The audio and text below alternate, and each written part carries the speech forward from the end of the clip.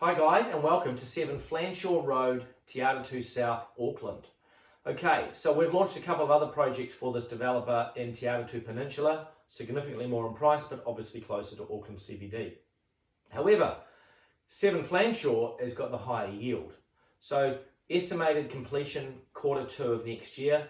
They're 2-bedroom, 2-bathroom, 84 square metre townhouses. There's only 10 in this complex and we've just launched it.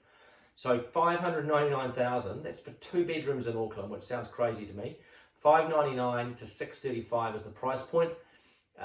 It's a nice little complex. They've picked a good road, and this makes really good sense for anybody who doesn't have an Auckland project in their portfolio.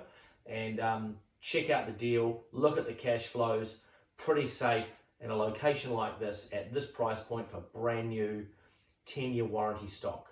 Check it out, and we'll see you at the opening.